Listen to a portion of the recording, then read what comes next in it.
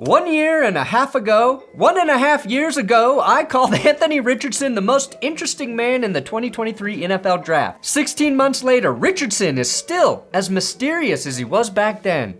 He's played in just 4 regular season games, showing off otherworldly tools at times, and other times showing just how raw he is. Not so raw that he would be audacious enough to raw dog an entire flight, but close. Richardson is the 5th quarterback drafted in Underdog Fantasy, and he has been highly scrutinized for his play this preseason.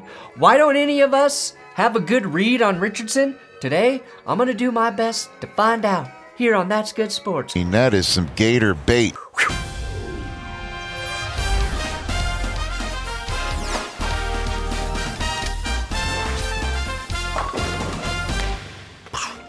Please subscribe to this channel. YouTube sent me an email saying, "You are still MMG's bitch, so pick up the numbers, Perna." I said, "That's a rude email, YouTube." And they said, "Suck it." But I'm not here to talk about that. I am here to talk about suck it. After his career at the University of Florida, Richardson made waves at the NFL Combine where he measured 6'4". 6'4" and a quarter. I mean, it's short. Yeah, don't forget that. Yep. And 244 pounds, boasting impressive 10.5-inch hands. He recorded the 3rd fastest 40-yard dash time for a QB in Combine history, clocking in at 4.43. And here he is running a 40-yard dash, and oh my goodness. Wow. His 1.53 second 10-yard split also tied for the 3rd best ever by a quarterback. Look at that. Oh my goodness. He threw that from the 9-yard line, and it landed on the 30. Richardson also set new Combine records with a 40.5-inch vertical jump and a broad jump of 10 feet 9 inches, showcasing his exceptional athleticism. Best athletes we have seen at the quarterback position in years. Those performances earned Richardson the highest ever relative athletic score, a RAS score, for a quarterback, joining the elite company with Cam Newton and Dante Culpepper as the only QBs to achieve a perfect 10, not to be confused with my Riz score of negative infinity. That was enough for the Colts to select Richardson with the 4th overall pick in 2023, making him the 3rd QB off the board after Bryce Young and CJ Stroud. Those guys felt like, to some extent, proven commodities, and that was not the case for Richardson. 13 career starts, only the accuracy, the missing of layups, easy throws. This was going to be a work in progress, but the Colts were going to get him out on the field immediately. No waiting period. It was trial by fire, which is my 3rd favorite trial, following the OJ trial and the trial where I was a jury member and the judge kicked me off the jury for demanding the death penalty even though it was a nonviolent petty crime. Now, Richardson made his highly anticipated NFL debut in Week 1 against the Jacksonville Jaguars on September 10th, 2023. He showed his dual threat capabilities right away, throwing his first touchdown pass to Michael Pittman Jr. and rushing for a touchdown. However, the game also showed the learning curve that was going to be very much apparent when he threw his first career interception in a 31-21 loss. In Week 2 against the Houston Texans, Richardson continued to dominate as a runner, scoring a pair of rushing touchdowns. Unfortunately, that aggressive style of play came at a cost when he suffered a concussion after a hit while scoring his 2nd TD.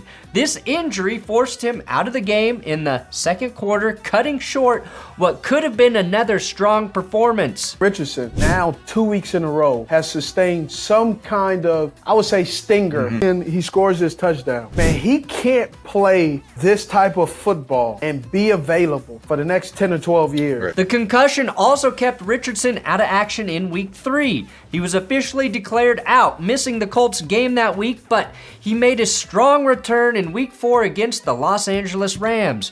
Richardson threw 2 passing touchdowns, ran for another, nearly leading the Colts to a comeback victory after erasing a 23-point deficit.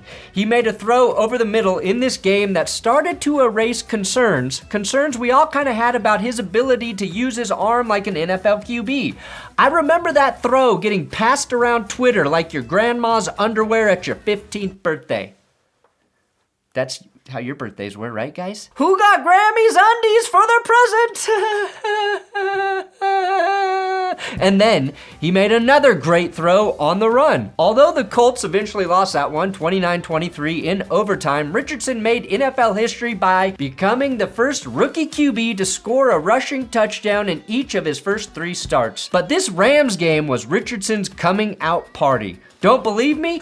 6 minutes of this 9-minute video the Colts posted titled Anthony Richardson's top plays from 2023 are all from that game. Maybe the strangest part of this game is he only completed 44% of his passes, just 11 of 25. Now, despite the promising start, Richardson's rookie season took a significant downturn in Week 5 when he suffered a grade 3 AC joint sprain in his shoulder during a game against the Titans. Initially, the injury was expected to sideline him for 2 months. However, on October 9th, 2023, the Colts placed him on injured reserve. Just over a week later, on October 18th, the team announced that Richardson would miss the remainder of the season. He underwent successful shoulder surgery on October 24th, effectively ending his rookie campaign. It fucking sucked because he was just starting to look like a fun quarterback to watch. And the thing I like the most in the NFL is a quarterback who is entertaining.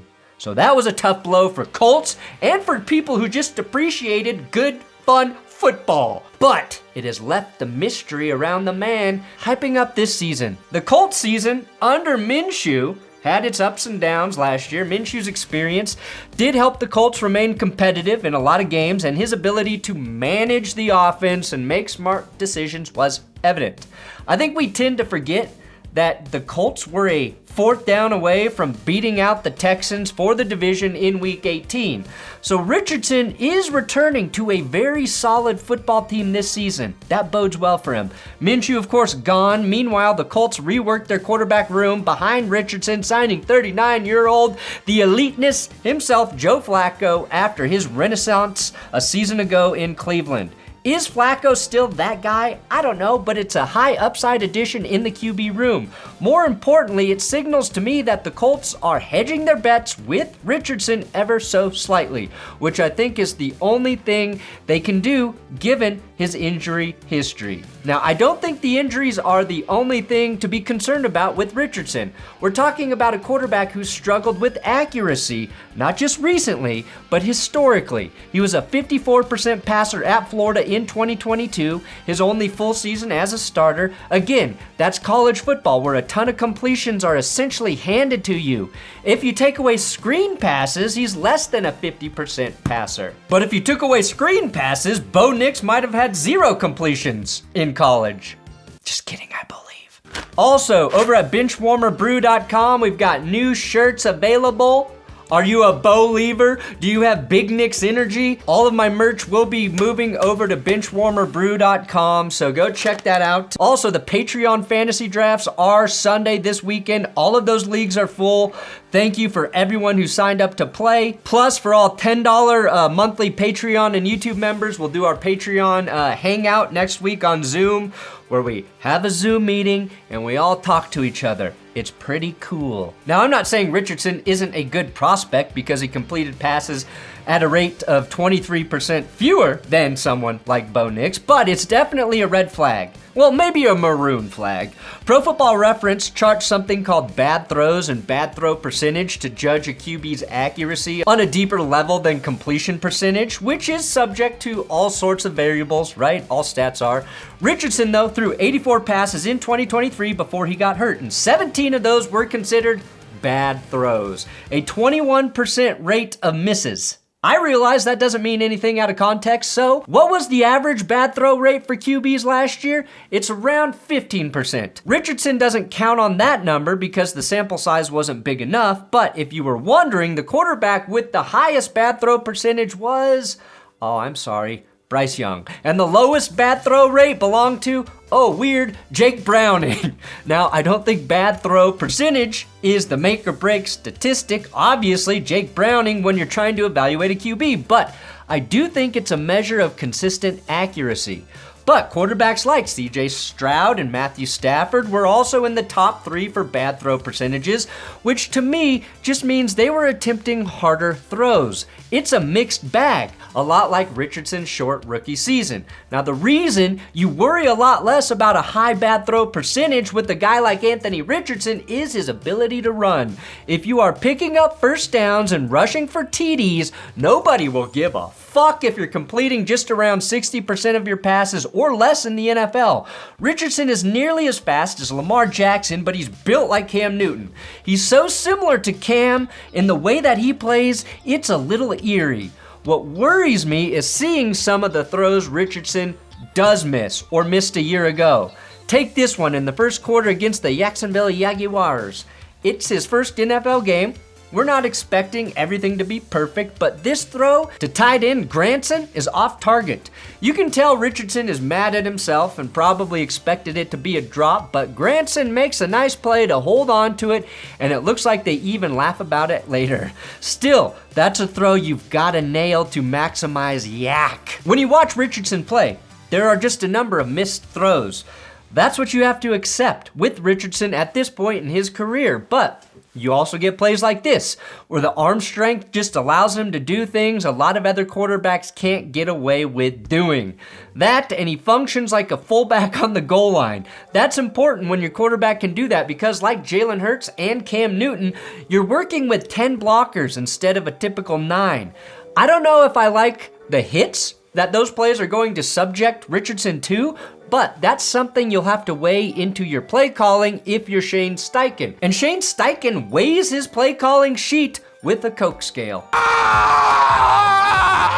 Not many people know that. That power and speed as a runner, plus the chance for big plays in the pass game, make him an almost unicorn-level asset in fantasy football, where rushing yards and touchdowns are more valuable than passes. In the world of reality, it's a little more murky, but here's why I feel optimistic about Richardson. It's his coach. Shane Steichen was the architect of the 2022 Eagles offense that scored the second most points in the league, including 35 total touchdowns from their QB, Jalen Hurts. We saw how good that offense was under Steichen, and we saw the step back without Steichen a year ago, dropping from 2nd to 7th in terms of points scored, with most of the regression felt in the second half of the season in their playoff game against the Buccaneers. Meanwhile, Shane Steichen got just about all he could from a Colts team that was missing their starting quarterback for 13 games. I love Gardner Minshew. You know that. I would carry his children if he asked me. But should an offense with Gardner Minshew under center be scoring the 11th most points in the league? Probably not, especially when Jonathan Taylor also missed 7 games and the defense allowed the 28th most points in the league. Steichen made the most of a bad, albeit sexy situation, and maybe that situation gets better in 2024 with Richardson. He played his off today, and I appreciate him, and everyone does in here too. Gardner Minshew, bro. You want to get used to how this feels? Get used to how we prepared this week. Now, we did, of course, get a look at Richardson post-injury in the preseason game against the Bengals, and to a lesser extent against the Broncos week 1 of preseason. The Bengals and the Colts were having joint practices leading up to the game, and the Cincy defense was talking shit to Richardson after he struggled against their first team defense in practice. They wanted to be challenged, and it didn't seem like the Colts offense was capable of doing that. Maybe Shane Steichen didn't want to show them anything, thinking he might have to play that team in the playoffs. As it turned out, the Bengals didn't even play their starters against the Colts, and after the first drive of the game, Richardson looked like he was in command. 7 for 8, 65 yards, and a TD. After that, it wasn't so good. Richardson completed just one of his last 7 throws, and one of them turned into a pick 6 after a miscommunication from Kyler Granson. There's always going to be a bit of a communication breakdown when you're speaking to your grandson, though, right? Oh, fuck, I did it again. I just lost subscribers. In a lot of ways, though, I think that's going to encapsulate the Richardson experience early on in his career. There are going to be some insane ups and some debilitating downs that color the entire experience. His pro comp to me is Cam Newton. But remember, Cam threw for 4,000 yards as a rookie, and he did that with exactly a 60% completion clip. Cam only finished above 60% passing 4 times in his career, and his MVP season, where he was very good throwing the football, just 59.8.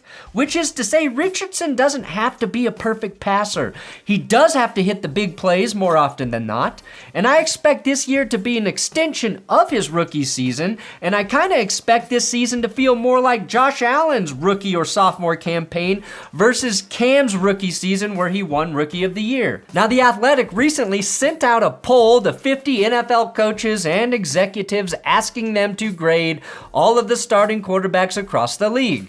Richardson came in 26th out of 30 potential options, 1 spot behind Gardner Minshew, his backup a year ago. That put both of them, Minshew and Richardson, in tier 4, which is described as a unproven player or a veteran who ideally would not start all 17 games. Now, I think there's no question that Richardson falls into the first category, unproven. For all of the flashes he showed a year ago, he's still just as unproven to me as a guy like Caleb Williams, Jaden Daniels, or hell, even Bo Nix. 3 rookies who are getting their first starts week 1. Again, I'd let Gardner Minshew keep me in a cage if that's what he desired, to be his pet. But one thing I'm sure of is Anthony Richardson will be more effective as a quarterback than Minshew this season, even if they are, say, statistically close in passing numbers. Or hell, even if Gardner is ahead with Devontae Adams. Richardson was on pace last year for 500 to 600 rushing yards and around 12 to 15 rushing touchdowns. That cannot be overlooked. And it can win the Colts a lot of games. He will be a very difficult QB to game plan against. And I think everyone who is overly critical of Richardson is wrong. And everyone assuming he will be a top-tier quarterback this season, wrong. We'll get a taste of maybe both, but not the whole meal. If Richardson hits, the Colts have a home run on their hands at QB. He's a tank playing the position, and he's still just 22 years old. If they miss, then at least they took a swing on a top 5 quarterback in the draft in their attempts to end the quarterback carousel following Andrew Luck's surprise retirement. Ultimately, I expect it to take time. I don't think Richardson is going to be consistent right away. Although, like last year, he's going to show some incredible flashes of talent that are interrupted by head-scratching mistakes. And maybe, just maybe, he hurdles not 1, but 2 men stacked up on top of each other so we can actually get that Josh Allen comp I mentioned. Godspeed, Anthony Richardson. Blow our fucking minds, please. And subscribe here on YouTube. We're at 620,000 subscribers. Would be really cool if we got to 700,000 sooner rather than later.